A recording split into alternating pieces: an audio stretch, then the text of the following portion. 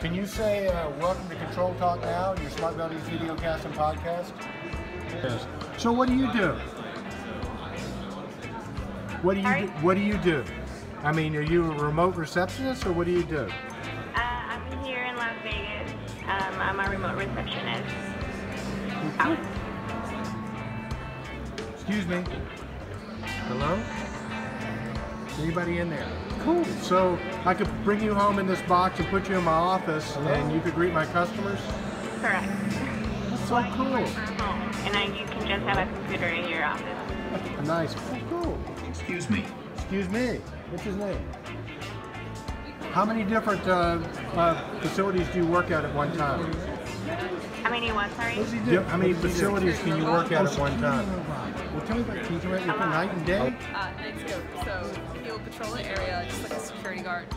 Collects a bunch of information. He has 360-degree video. Right. Thermal camera. You can talk to the security office directly by just pressing a button on the machine. Cool. Or they could broadcast a message to the area if they want. You have to pay them a lot. Hi, welcome to Control Talk Now for the week ending June 18th, episode 228. As you can guess, I'm not Eric Stromquist, thank God. We have no idea where Eric is. However, I'm joined by the man, the myth, the legend, the man from Pittsburgh, Pennsylvania, and parts unknown, Kenny Smyers. Mark, you did that as well as Eric did. I'm very impressed. Thank you very much. Mark, we have an incredible Control Talk now. I mean, we are in the throes of the Realcomm IBcon 2017 in the hotel where it's all breaking down now. Tell me, what were your initial thoughts of this entire episode? Well, first of all, before we get to that part, I need to send out a shout out to all the Control Talk viewers. A congratulations to Ken and Eric for receiving and being recognized for the Julie Devine Digi Award for 2017 here at IBcon. So what's your thought on winning this award and being recognized, Ken? Mark, I'll tell you what, first of all, I was surprised. Eric and I worked hard, but we never thought that some great competition to include Ken St. Clair of Automated Buildings.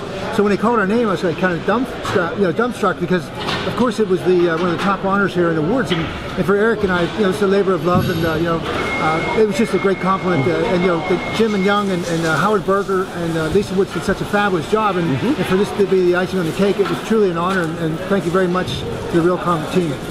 That's great, and I think that's probably why Eric's missing. This honor, it's gone to his head, and he's already gotten a booking agent to sign on, and I hear he's going on with Jimmy Fallon and then Conan O'Brien and all this other guest hosts, so he's gone. So anyway, we'll figure out where Eric is a little bit later on. Also, for us, Link Spring, my day job, we also won a Digi Award for the best technology for our Genesis Edge 534. So congratulations. Again, we're excited about that, so couldn't be. So, as Kenny said, we're here at IBcon, and as you can see, with a lot of activity as the teardown continues. So, we've lined up a lot of good guests today. So, what we're going to do is bring the guests on one by one, and we're going to ask a lot of different questions, what they saw here at IBcon, and industry leaders, and what's going on in the industry from their perspective. So our first guest that we are delighted to bring to Control Talk now is Tom Takasian. He's with Murata. Tom, come on in. Where you can. All right, well, Tom, again, welcome to Control Talk now. Tell us a little bit about Murata. I think our audience out there really would like to know a little bit about what you guys do, what you're all about. Well, Murata is a large company that makes electrical components, but they got into the software space, the Murata Energy Solutions Group that I'm involved with, to be able to automate load management. The interesting thing about that is that we started shifting load using generators, and the EPA came in and did their job, right? Elevated the criteria for that, and really did a number on the market. So the opportunity to be with a large company like Murata presented itself nicely, where they came in and said, okay, your market sort of fell out from underneath of you. What do you want to be? And because we had built a platform on the Azure platform to basically give you a single pane of glass of all of your assets across any jurisdiction, highly scalable, we had essentially put the underpinnings in for an IoT platform. And so the corporation was kind enough to let us reposition ourselves with enough runway and capital to really build up the IoT platform. So for us, the opportunity that this show really proved out was the value of data and how that's moving the market forward.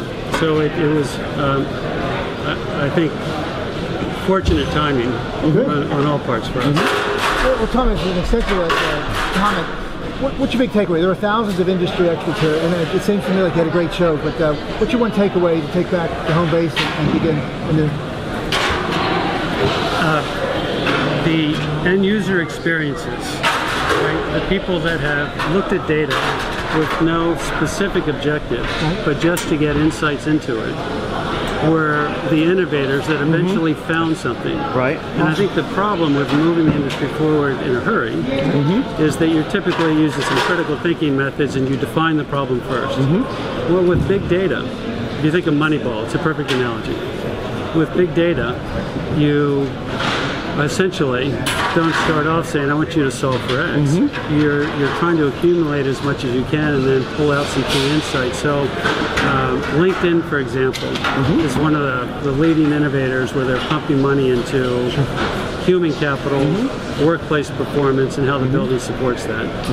It wasn't until they culturally went to the business units and said, we don't know what this data means, but if you take a look at it with us, I'm sure we'll figure it out. We don't know what hit your car, mister, but if you let us work overtime, we'll fix it. Exactly.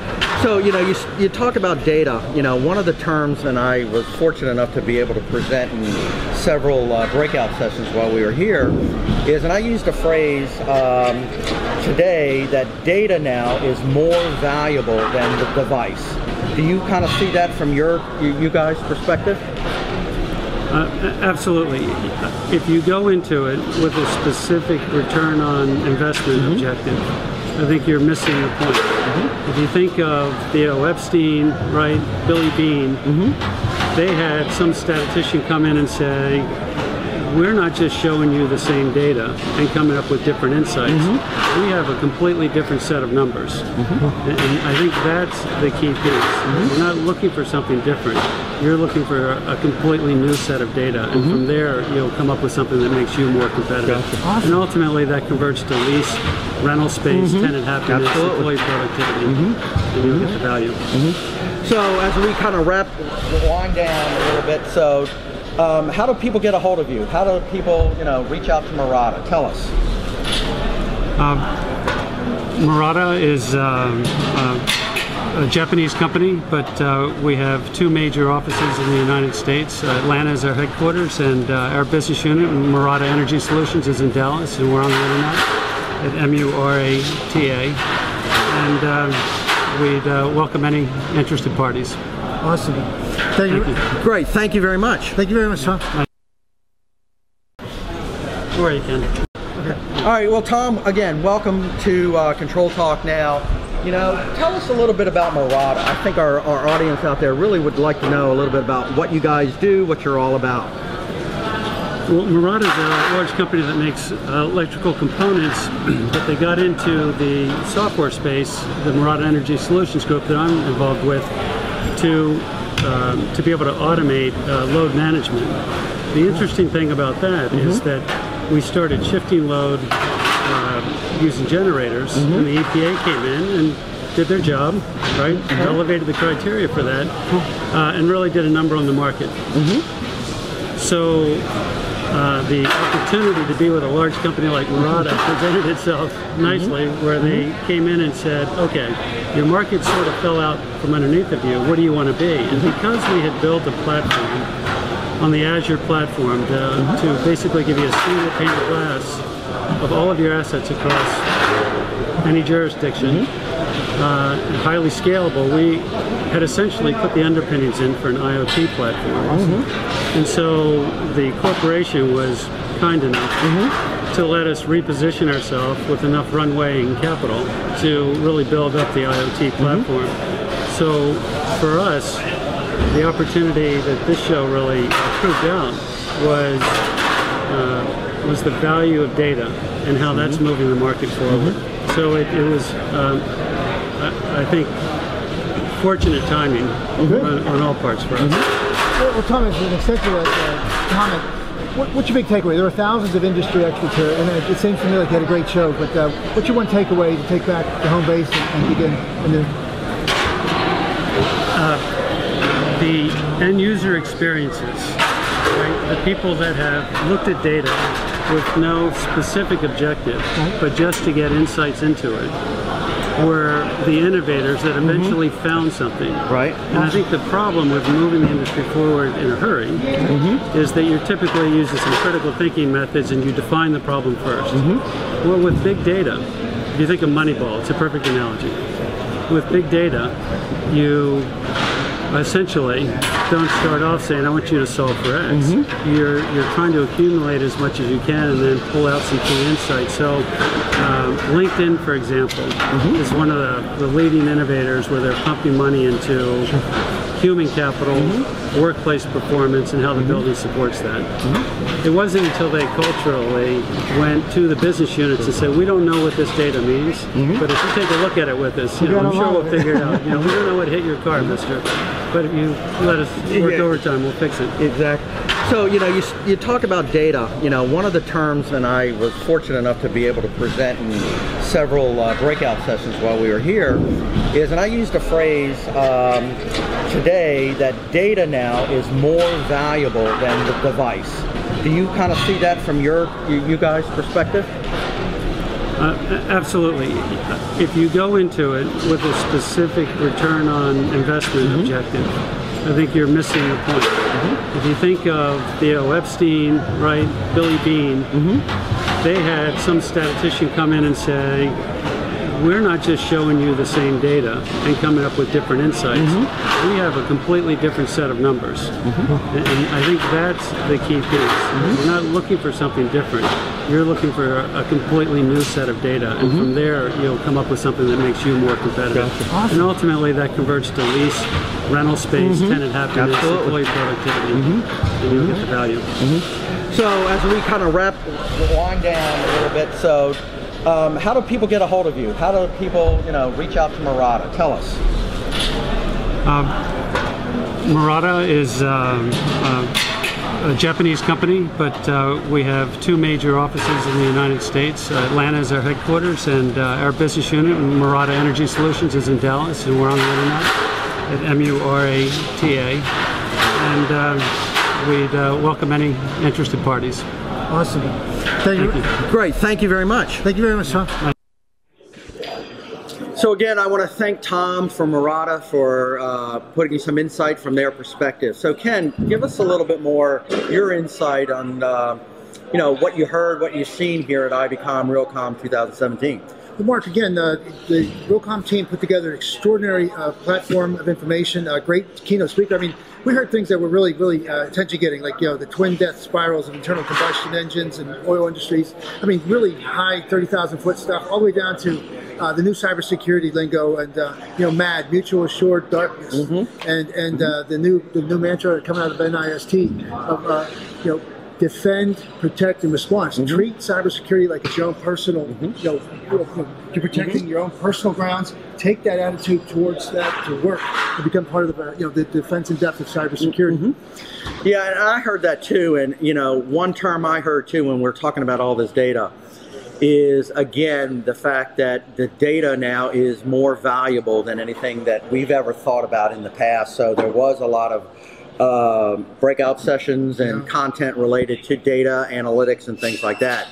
And speaking of one of our leading experts, and I really do believe he's one of our leading experts in this industry, is a gentleman who's here all the way from the UK, and obviously I think he's probably one of the folks who have traveled the longest, except though there were some Aussies here as well and some folks from Singapore, which was great. Is our next guest is Jim McHale from Memori, one of the world's leading research an analyst firm on the planet, especially geared towards our industry, smart, intelligent buildings, OT, and IoT. Jim, please come on and join us. Dun, dun, dun, dun, dun. Thanks very much. Dun, dun. Welcome, Jim. Hey, thank you. Welcome, Hey, welcome guys. again. We appreciate it. So, before we really get into some in-depth questions, tell us a little bit about Memori, what you guys do, and those types of things. Sure. It's pretty simple, really. I think we just try and write interesting, thought-provoking content about the smart buildings, and that's through articles, through research, through webinars, and we try and push the boundary of understanding. That's really it. Great. I've been to your site many times, and I've gone through automatedbuildings.com to Ken St. Clair's, and it is very leading, thought-provoking thought. What is the take on, from the UK perspective? Is this show like really valuable to you? And did you feel like you got the cliff notes of technology and what's coming next? Yeah, it is like a really big show, and obviously I like the fact that it's this intersection of commercial real estate and technology, which is obviously what we're all writing about and what we're all interested in. So yeah, I think there's a place to come to meet people who are also talking about these things and sort of getting more of an understanding of what technology is on the horizon. Like it's great. I mean, I don't know any other conference that kind of really marries those two things together, like they do here. So you obviously attended, several of the sessions that we've had here. In particular, is there one or two in subject areas that really resonated with you, and either that's a whole new era that we all need to consider, or it was a completely different spin on what you guys see out in the marketplace, or kind of just let it rip, as they say? Okay. I would say my biggest takeaway, I think, was doing a panel on investment. But it was actually with other people who were more in the real estate side of it. So, I mean, that is actually a world I know very little about, right? This whole kind of ecosystem and all the way from the big companies to the brokers and all of the software that they're using that I actually know very little about. The enterprise stuff of like managing this process, the business of leasing property.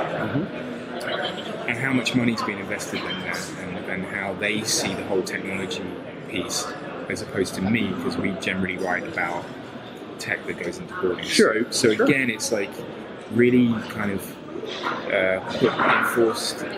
reinforced in my mind the fact that there's so many different perspectives and players that are involved in commercial buildings. It's good. About how they're constructed and all the way through to how they're used and how the whole life cycle. So there's definitely that. You talked about data, and again, that's something that's really on my mind at the moment, because it's great talking about artificial intelligence. If you're not collecting data, that's way down the road. So data first, right? Yeah, absolutely. It has to be like that. Absolutely. And I think the other thing, talking about disconnect, we all know that because there's so many different people involved in this business, a lot of it is fragmented, right? And I think a big thing for me is about how we can get technology further up the food chain, right? Especially at the design phase. Okay, and we're really only talking about new construction here. We're not talking about retrofit, which is a whole different thing. Right. But with new construction, this is one of the big problems, I think, that, with getting technology into buildings, is that it's not talked about early enough. And of course, as we know, a lot of the time it gets engineered out as well. Sure, absolutely. And we're not going to see some, things really take off from this. I think we actually have somebody advocating for technology, probably on the client side, very early on in the process. And you know, so saying maybe you take that as negative or whatever, but I think encouraging things I'm seeing when I'm going around now and talking to people is some end users are enthused, you know, like, because they're seeing, good point. Very good. They're seeing technology as a differentiator for them. But interestingly, not maybe about energy or saving energy. A lot of this, of course, some of the real high-tech companies are totally reliant on high-skilled stuff. Yeah. So their big problem for them, how do they retain and find these stuff? And I think they're seeing increasingly real estate as a way to do that, as a way to get people to stay with them and see it as part of this bigger jigsaw. I have one more question. It's like kind of comparing notes. So in other words, we saw how basically, and your comment about the specifications, very true point, very good point. I think that we have to stop making ourselves our worst enemies, fix the specifications, make sure that there's no silos, especially in these new starts, these buildings. But the transition into one of the big trends that we follow is cybersecurity. And the first 4 hours of the IBcon was one of the best cybersecurity forums I've ever seen. And Mark, you're a big part of that. Yeah. And are we a parallel path here with the UK, or are we kind of fishing in the dark? Do you think, obviously cybersecurity is an important issue in the UK, but do you approach it the same way we are? Well, and then also, before you answer that question, I noted for the last couple of weeks or so, obviously I follow you on LinkedIn and look at your articles and stuff. You've recently written 2 or 3 rather really good articles in and around cybersecurity as related to buildings. And I'd appreciate, after you answer Kenny's question, talk a little bit about your observations from those pieces. Sure. Well, we just did a study. We published a report on it. It's trying to sort of focus on cybersecurity in buildings. I mean, what I think my biggest learnings from looking at this is number one, if it's connected, it's going to get hacked, and that's not me saying it. Right? That's what I'm hearing from cybersecurity professionals. Go and buy an Amazon Web Services server box, right? Fire it up, and they say you'll see within 2 hours there'll be 5,000 people trying to sort of trying to look at it, see if it can get in or anything like that. So it is surprising that if you're going to spend all this money building a building, right, and trying to connect stuff that you are not going to spend the money on security. That's one thing. So I think we need a more joined up approach to cybersecurity. I think it's too important a subject now.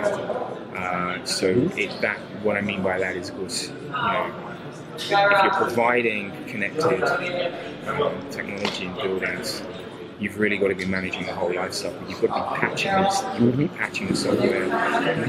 And there are ways to do that. So, we've got to be much more proactive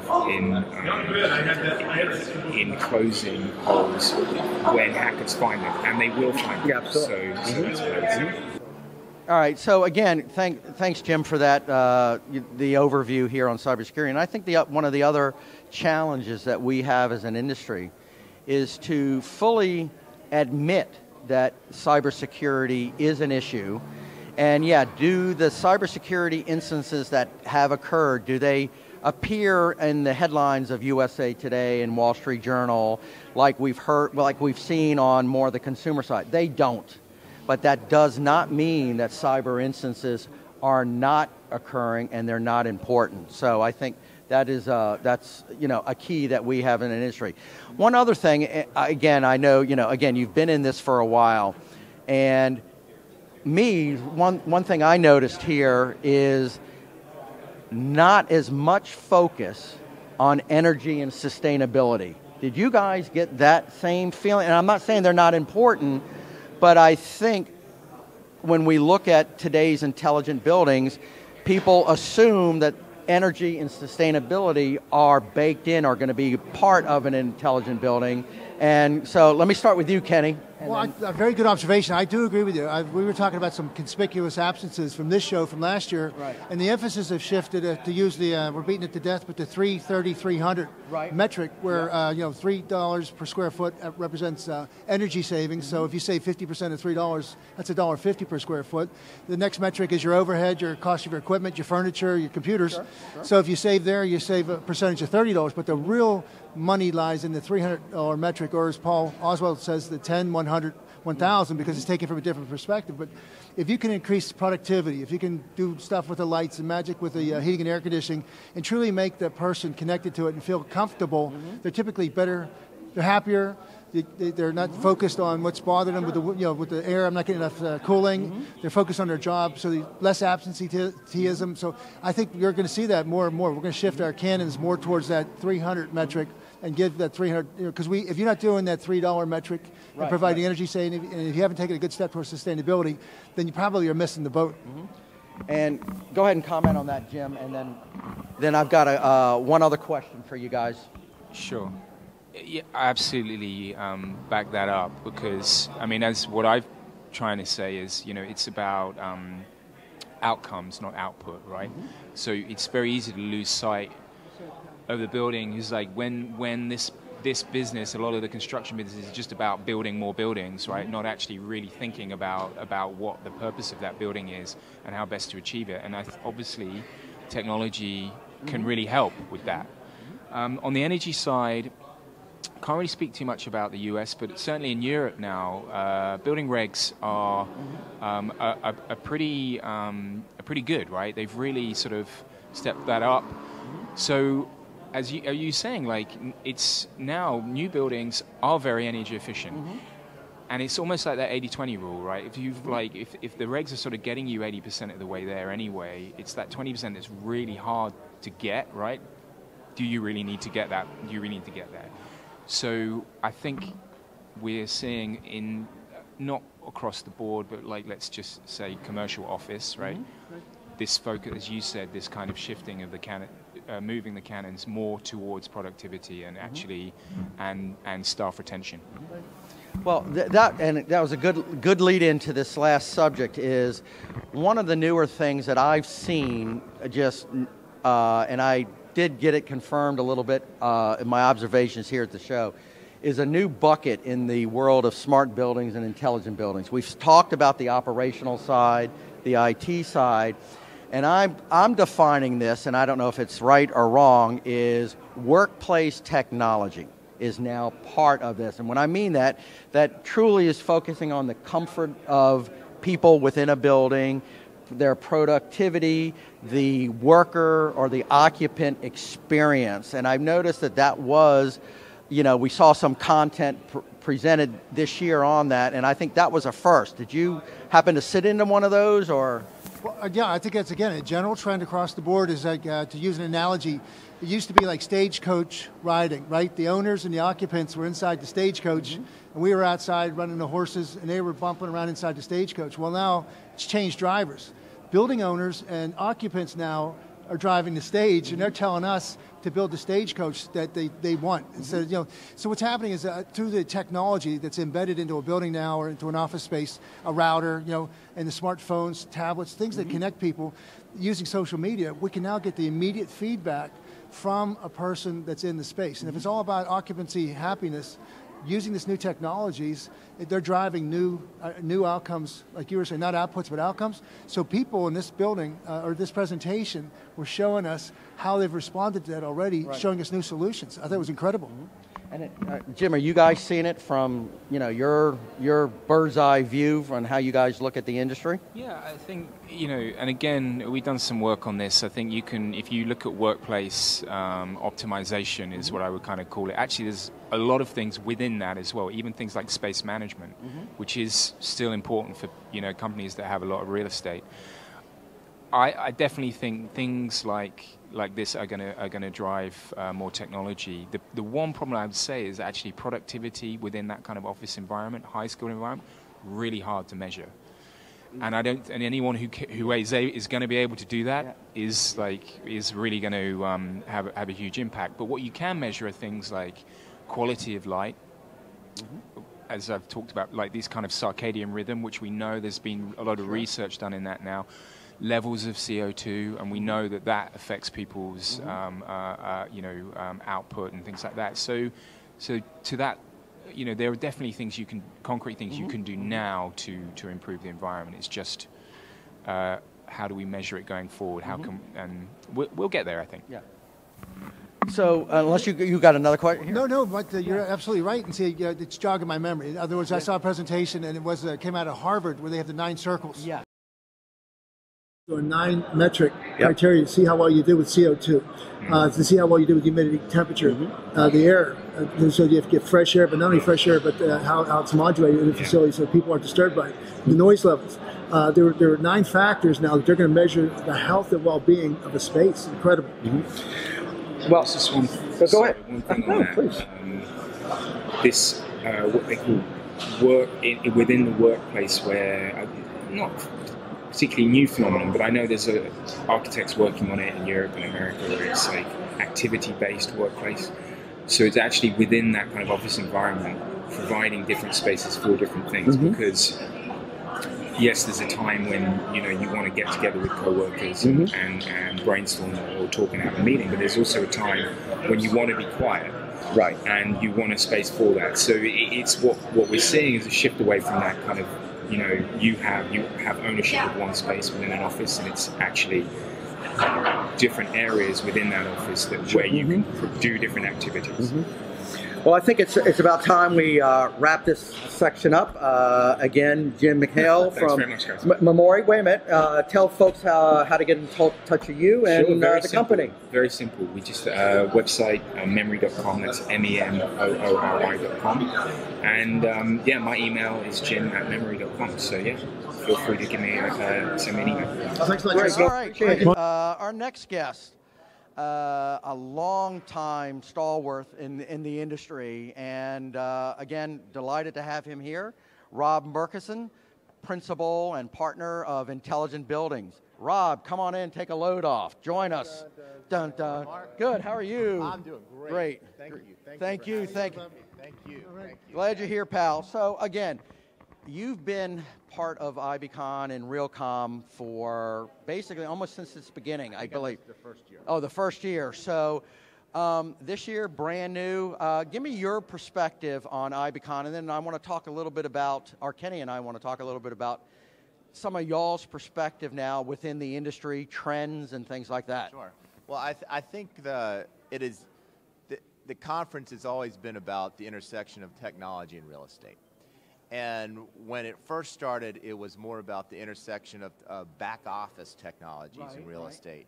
And with the introduction of IBcon, when was it, 7-8 years ago? I think about 8 years ago. 8 years ago, the conversation turned to technology in the buildings and how that was intersecting with real estate. What I've seen over the past few years, and it's really highlighted now, is it is all about the data, and I think you're hearing that message. You're hearing that message from a lot of folks.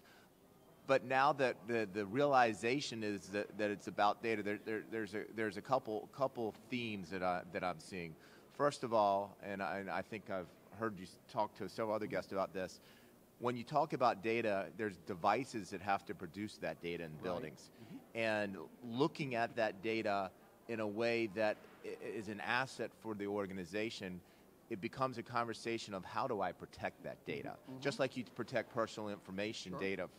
And I think that the cyber conversation around data is something that is extremely important to the organization, and I see a shift happening where it used to be, if we're going to have a data-centric conversation, we talk about the data. Now I think we're seeing a conversation talking about cyber first before we get to the data, because there's no way to get to the data without addressing the cyber component. The second aspect of the cyber is the people that are around that data, and asking the questions of what are you going to do with the data, and how are you going to have awareness and education alignment around what the people are going to do with the data. So I see those as two big trends now that we've crossed into the world of data centric, and there's a lot of realization around that. We're seeing a lot of converged backbones and wireless technologies and normalization and standards and so forth. That a lot of the pieces are in place, but if you don't address the cyber first, you're never going to get the data out of the building. And if you don't address how the people are going to use it in a line of organization, it's not going to scale. So, I've been participating at Realcomm IBcon for years, and one of the critical things that happens here is your intelligent boot camp. Yes. So you've been conducting that for years here. Tell our viewers, one, what it is, and then number two is, how have you guys changed over the years when you're delivering this intelligent boot camp? Sure, it's a great question. So the boot camp is, the name says a lot. It's for individuals or organizations inside individuals that are looking to get a beginner look at how to go down the path of intelligent buildings. And what we do is we go over the principles that we have developed over the past 14 years that make sense, such as you need open systems in the buildings. They need to be converged onto a network, and that you need to, in order to do machine-to-machine communications, you need to normalize that data. We goes in that techie talk. Sure. We also talk about the idea that it's a cross between buildings and information technology, and we call that OT and IT, and that crossover is very important. But as you heard me say earlier, if you don't address the people component, we say the equation of intelligent buildings or a smart building is OT, which is the building system, times people, which is the alignment piece, times IT. And if any one of those is zero or close to zero, the resulting value that you get is close to zero. So we talk about the alignment between buildings, people, and technology, in addition to having open systems and convergence around that and the normalization. Now, what we then do is we have some different vendors and manufacturers who are innovating in the fastest areas of these spaces. We have them come and talk to the group and talk to them about what they're doing. Then in addition, and I think this is really important, this is sort of fun, we have folks that came to the boot camp 5 years ago. And they've gone down the journey. They are coming back as veterans and talking about their experience when they first started and where they're headed now. And I think that's really eye-opening to the audience, because they're getting a first-hand perspective. I mean, this is about a forum and a conversation around learning, and the boot camp is a way for folks that are just starting a journey, or is somewhere in the journey and they want to share ideas or get a refresher. They can come there and do that, and we do that at the pre-conference every year before the main Realcomm event. Do you, just one quick, and I'm going to give it to you, Kenny. When I've attended them, they've been wonderful. And again, quick question, sort of a kind of a humorous, is there a test that one has to take? And where can I get those answers? Oh gosh, no. There isn't a test, although I think that would be a great idea. You leave with an intelligent building certificate, certification of some sort. But there is no test. It is a conversation. But we do say that there are 9 words that if we're doing a good job, participants should leave with. And those words, and I've said 6 of those, are open systems, securely converged networks, and a normalization, which means being able to look at the data in the building, machine-machine communications. The second 3 are you have to be able to look at the 3 pillars, which are buildings, people, and information technology. And you should go about an approach that starts with visibility first. Then move to control. So you want to get visibility in your building systems, then move to control, and then after you go visibility control, put the business policies around that. So open, converge, normalize, buildings, people, technology, and visibility and control and policy. So if there is a test, the test is, do you know those 9 words at the end of the Intelligent Buildings Boot Camp? That's great. Kenny? Well, that's part of the magic of listening to Intelligent Buildings, the team they have, because I think one of the first times I came through your booth. By the way, congratulations on a very successful booth. The location, the traffic, it was hard to get a hold of you guys because you were so busy. And congratulations to Sean and to Fred Gordy, because I think just by hearing how engaged you guys were, you're doing an educational benefit. Don't forget Tom, because he'll get angry if we don't mention him. I was coming to Tom Shortcliffe because he was. We watched you two on the Realcomm Live, by the way, too, and it was a great session here. So what I wanted to get at is I actually had to write notes because I had a chance to listen to some of this thing, and that is that you're doing a profound benefit to the industry, and you're showing your leadership. You're one of the few companies that has the one-stop shop type of thing. So as we continue to talk about master systems integrators, we have to talk about consultants and firms that can actually provide A to Z consultancy for anywhere from a city to a global portfolio. So I think that's some of the trying stuff. I think one of the most important things that you all did was the differentiation with Fred Gordy, for instance. He taught a lot of us the difference between IT and OT. IT's bad. If you compromise IT, you screw up everybody's records, and it's really bad. You can get sued. And there was one cool thing that came out of that, and they said, if the hackers don't get you, the lawyers will, because of it. Right. So you guys do a very good job of explaining the liability now associated at every level. So I mean, if you're selling stuff that you put your stuff on somebody's network, you now can become culpable to, if that gets hacked, you have a responsibility. So it's a shared responsibility. I think also the dialogue across the organization. I don't think people understand, again, how challenging it is to get commitment from an organization.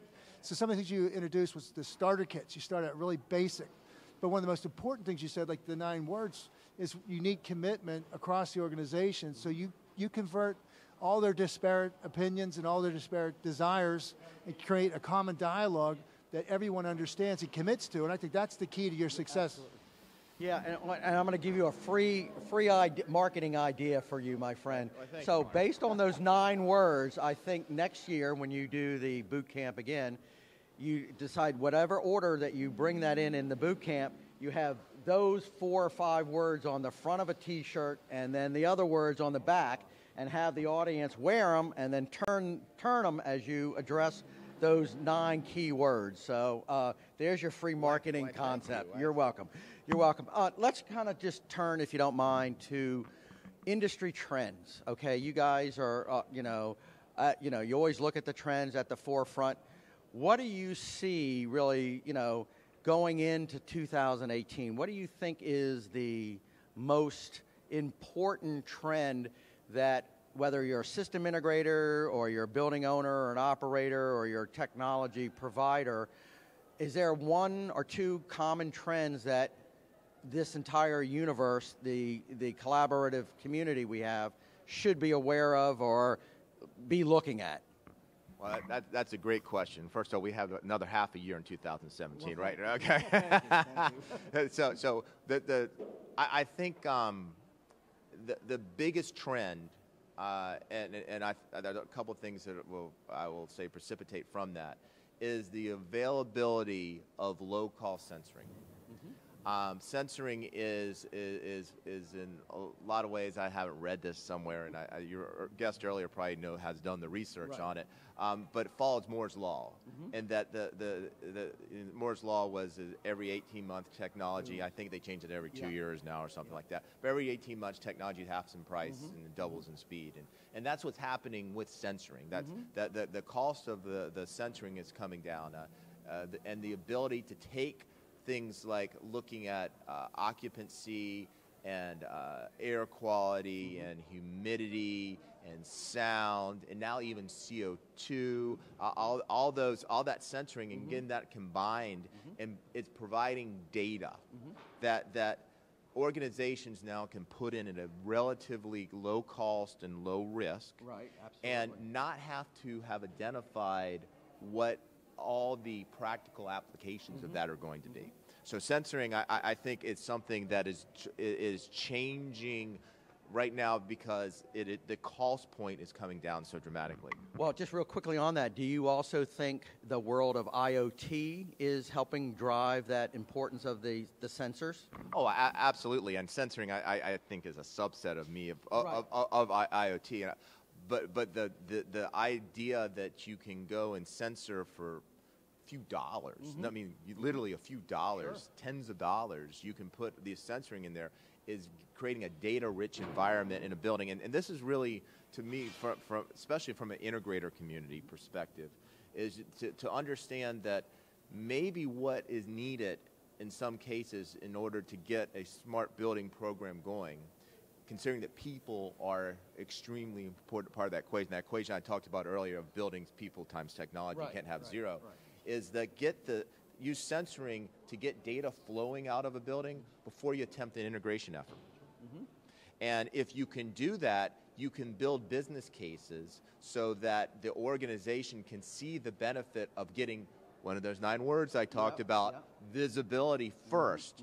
You may not have control, but at least get the visibility first so that the organization can now take action, because if you're around the floor Realcomm, and many of your viewers may not have heard this, obviously, there is a big theme here, is that there's lots of really cool technologies, but you got to take action. Absolutely. And if you don't take action, you don't get results. And by doing sensoring, you can get visibility into what's going on in the building. You may not have to have the control capabilities, but that visibility is something that's extremely important. And it also allows you to test the cybersecurity aspect of things, because if you have devices that are producing data without an integration effort initially, you can at least test the cyber piece, and you have data flowing so you can learn how to take actions and then figure out where you're going to focus on the investments on the integration side of a smart building. Well, to the testament there, Rob, 2 things. One is, I remember last year, your big takeaway was water, how water was being introduced now into the big picture, as a very important utility. It was becoming scarcer, and yet had more stringent requirements and greater responsibility. So I remember that being one of the takeaways last year. And I really believe what you're saying about the sensor being down to the point where it's something that you need to take advantage of. But another thing I saw introduced with sensors now, it's just an automatic that these things now on people are sensors. Yeah. And so every time I took a look around, I was seeing not only was it the physical sensor that may or may not be located where it was traditionally on the wall, it might be up in the lights now, but the inclusion of the human smart sensor, and for not just, are you happy with your input, or you need cooling or heating, and you can respond with a smart integration there, but also zoning. That the exact location, in many cases in our buildings, we used to rely on occupancies and schedules, and it's not reliable. It was the best of its breed at the time, but now that technology has improved, leaps and bounds forward, so that they're saying that not only do you start cutting back on your chiller, or your supply temperatures are starting to, you can, because everybody leaves early on Friday, so you can take advantage of, start playing at 3:30 is when you want to. Some of those trends, I think, are just literally presenting the information to people, and that call to action is so critical. You're right, because here we are sitting there, we're talking about the technology being there. Eric and I attended a very interesting luncheon where the guy said, we can build your dream, we can sell your dream, and now we need people to work that dream, but you got to move, you got to dream. Good advice. Anything else? Let's kind of wrap this one up as well, because I don't know about you, but it's cocktail time. And it's been a long day several days for several of us. Just a little bit again for the audience, tell us a little bit about intelligent buildings and how to get a hold of you guys, and go from there. Thank you, Mark. Well, intelligent buildings, you've been put in a nutshell. We're a professional services firm that helps simplify the journey of an intelligent building. So we've been in this space for 14 years. And we have seen, I don't want to say seen it all, but we've seen a lot. And we've seen what works and what doesn't work. And over those 14 years, we've developed a methodology that allows folks to start at different spots, but advance down the same path. So in the nutshell, we don't represent any manufacturers. We don't resell products. We simply are a professional services firm that help people simplify and therefore accelerate their journey, taking the risk out of going into intelligent buildings. You can reach us at intelligentbuildings.com. You can reach me at rob@intelligentbuildings.com. As you can tell, I'm pretty excited and passionate about this. I'd give you my cell phone, but my business partner probably wouldn't like that idea. But please reach out, and I would love to continue the conversation. Great. Thanks, Rob. Appreciate it, man.